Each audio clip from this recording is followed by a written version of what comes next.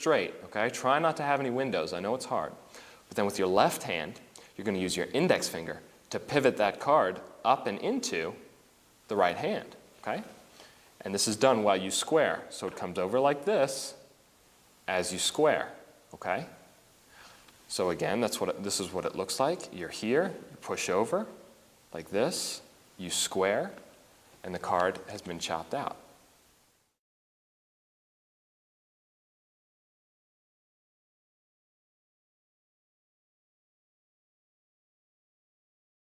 This move is called the Louisiana switch. It's the first muck I'm going to show you. It's done at a very specific time when everybody's looking at their cards right here. You peek at your cards. I have 2 7s. Bring them back down and change them for aces. Mucking technique. This is the Louisiana switch that I'm going to show you right now. And there are so many variations of the Louisiana switch that there's no way I could say this is from anybody, because it's from everybody. I'm going to do the 2 aces to let you know what's going on. The aces are on the bottom, and you sneak a break there with your pinky. I met a guy who does very good work. His name is Doc, and the way that he does this kind of thing is he puts a crimp in the cards so that he doesn't have to fumble around and find that break. I, however, like to have the break. I like the insurance. It's my get-out-of-jail-free card. So I get a break right there, and I have my 2 aces below the break, and that's the situation. You deal out your cards to everybody, and you have the 2 cards in front of you. Now you're going to transfer the break from the left hand to the right hand, okay? You're going to do that by taking the right hand over, and your thumb is pretty much going to hold the break right there. You just transferred it from your pinky to your thumb. Fairly simple.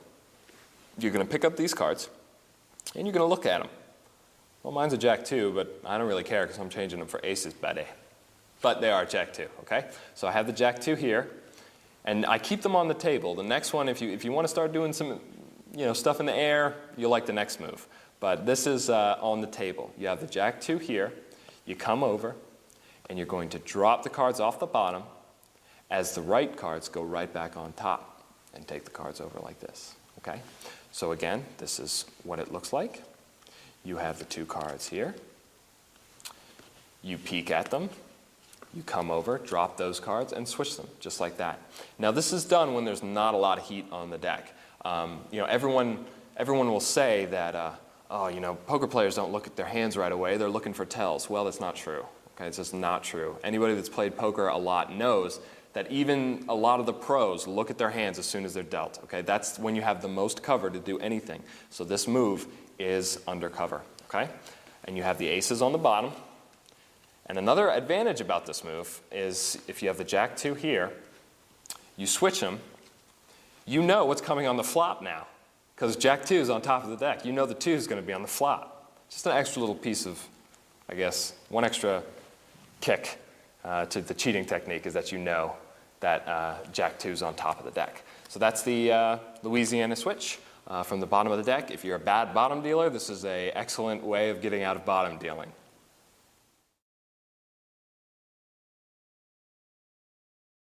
This is the Louisiana switch in the air.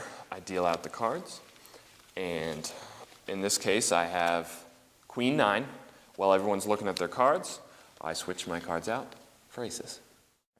So you like the Louisiana switch, but you want to do it in the air. Well, the J-Man has the right product for you. This is the Louisiana switch in the air. You have the 2 aces. The aces are on the bottom, and you have a break. Just like that. Your aces are on the bottom. You deal out your cards, and you transfer the break to the right hand, just like you did in the regular Louisiana switch. You're going to pick up the cards the same way as you did in the Louisiana switch, but you're going to pick them up off the table, and you're going to put them deeper in your palm. Okay? So just like this. And what you're going to do is reach over, and you're going to grab the entire deck from the right hand, okay? Except for these 2 cards that are at the bottom. Now you have a break here, so you can reach in and pull up all the cards except for those 2, okay? So this is what the transfer looks like in slow motion. You come over, you grab the entire deck, and these 2 cards you're left with in the air. And these are 2 aces, okay? So let me show you again what that looks like fast, okay? You have the 2 cards here. You come over, grab the deck, and the cards are switched for aces. That's the Louisiana switch in the air.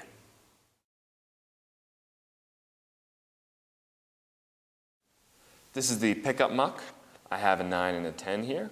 And in picking them up and shielding them from my opponents, I now have 2 aces.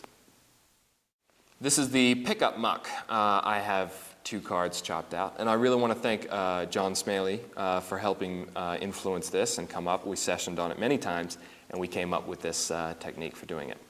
You have the 2 cards, whatever you're going to bring in, palmed in your right hand. And you have it in pretty much a classic palm. This is the way I like to palm a card. You have the 2 cards that you're dealt right here, and they're long, perpendicular to the edge of the table.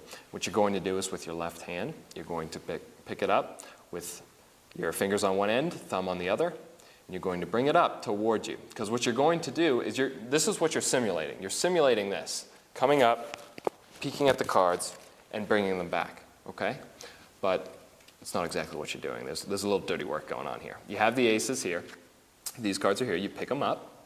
And with this hand, you're going to come over, and you're going to put the cards directly, so they're forming a cross. You're going to put them right across the other cards. Not on top, but across, okay? So you pick these up, you put them across. Then with your left thumb, you're going to move the original bottom cards into an angle that you can palm them, like this. And this is what you're doing up at your chest, up here, okay?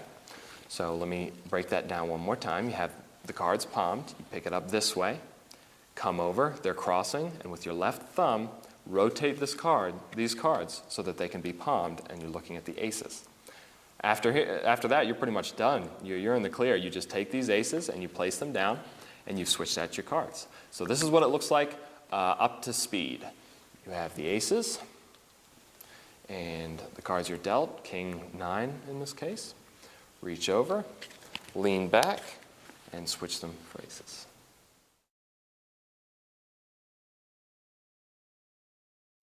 This is the switch 1 muck. I have the ace of hearts, king of diamonds in the pocket. I'm going to switch out the king of diamonds and replace it with an ace, so I will have 2 aces. Peek at the cards like this, and I now have 2 aces. So you want to switch 1 card, but you're too lazy to switch them both. I got the right thing for you. This is the switch 1 muck. I came up with this actually live in a game because I needed a way to switch in a card, and I didn't have anything, so I just kind of rolled with it, and it worked. I have ace king here, and I have the ace of diamonds, and what I'm going to do is switch out this king and bring in this ace, so I have 2 aces instead, okay? So I need the card that I want to switch out needs to be on the bottom of this packet, okay? So once you come down here, and basically in your lap, you're just palming this card. So this card is palmed, okay? You're going to simulate this motion. You're going to simulate looking at your cards, okay? That's what you're simulating, but you're not actually doing that. You're switching a card, okay? And you're doing it like this. You're bringing this hand in. This hand goes directly on top and places the ace right on top of these cards, okay? Then you pick them up, and with your right thumb, you're going to hold on to that king. You can use your index finger to help you just peel off the king. And now these are covered, so you can bring them right back to the table edge, like this, okay? And you've switched out the king for the ace. So let me show you what that looks like up to speed. You have the ace palmed, you come over, you peek at the cards, and you bring the king back, and you have 2 aces. That's the switch 1 muck.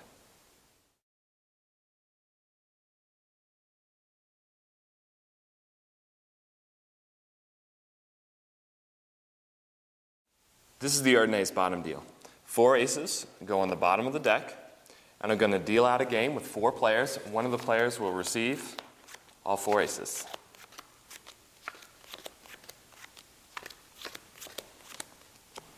They're not on the bottom anymore. They actually went to this player. This is the explanation to the Erdnase bottom deal. I'm going to be doing the aces for this explanation. They are on the bottom, and I'm going to deal them off of the bottom. Now, the first thing that's unique about the Erdnase deal that you're going to need to learn is the grip. And the grip is like this. I have my index finger curled over the corner of the deck, and the middle finger is riding right next to it, covering the front. This is good because it gives you a lot of cover when you're dealing out the bottom card.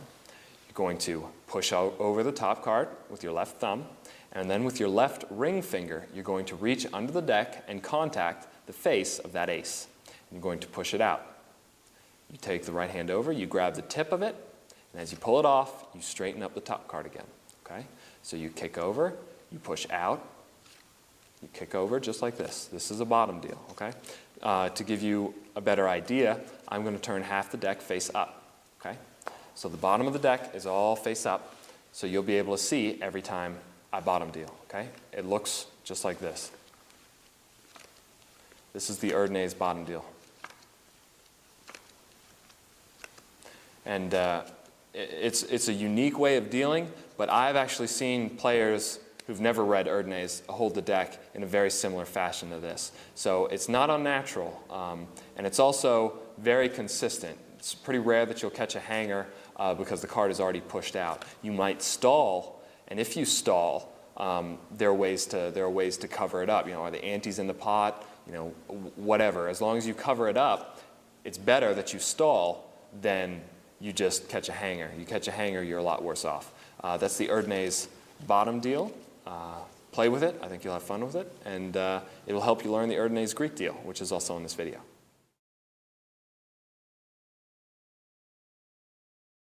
This next false deal I'm going to show you is a Greek deal. I'm going to deal the aces out from around a joker, which is going to be on the bottom of the deck. It's basically like a burn card or a cut card, and you have to deal around it. So there's going to be 3 players, and I'm going to deal the cards just like this. And I've dealt all the aces from below the joker into this hand. This is the explanation for the first Greek deal I showed you. It's done in kind of a mechanic script.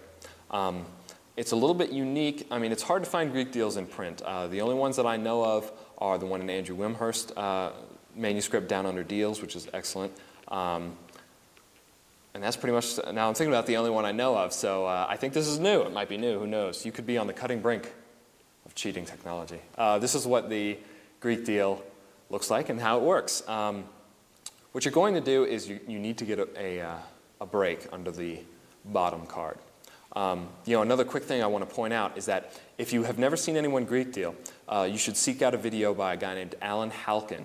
He has a video on, I think it's Magic Video Depot or a site similar to that, and he does a flawless Greek deal. So much better than mine, so definitely check that out. It's free. Okay, here's a Greek deal. I have the card here, and I'm going to get a break above it. And I know what you're thinking, a break with the pinky, but Jay, you've done that so much. No, that's not what I'm doing. I'm getting a break with my index finger, okay?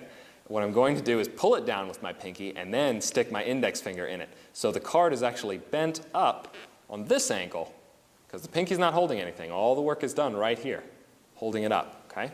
Then with your middle finger, you're going to reach in and strike and push out, kind of like in the Erdnase bottom deal that you're doing with the ring finger, but now you're doing it with the middle finger, okay? So it looks like this, done slowly. And every second card is a Greek. Now, if you want to, so you can see it a little bit better, I'm going to turn a lot of the cards face up, but the bottom card will remain face down. So the situation is I have a lot of face-up cards, a face-down card at the bottom, and I'm going to deal out those face-up cards. So first I get my break, and I have it already. And then when I deal out, I'm going to reach under, strike, and hit it out. Okay? So this is the basic premise for the Greek deal. Play with it. A lot of people ask me to do it. They like to see this kind of move, so definitely put the practice in. It's worth it.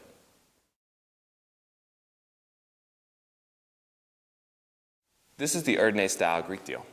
I have the 4 aces on the bottom and the joker. And what I'm going to do is deal the aces out from behind the joker.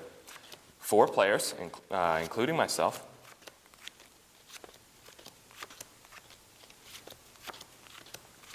You can see the joker's still on the bottom. The aces are no longer there. And that's because I dealt them over here. All right, now to talk about the Erdnase Greek deal. Just to give you some useless trivia, I don't know, you might pick up a girl at a cocktail party or something. This was first published in 1914 in a book called Poker by Harrison. That was the first time a Greek deal was mentioned. I can thank Darwin Ortiz for that information in the annotated Erdnase. Basically,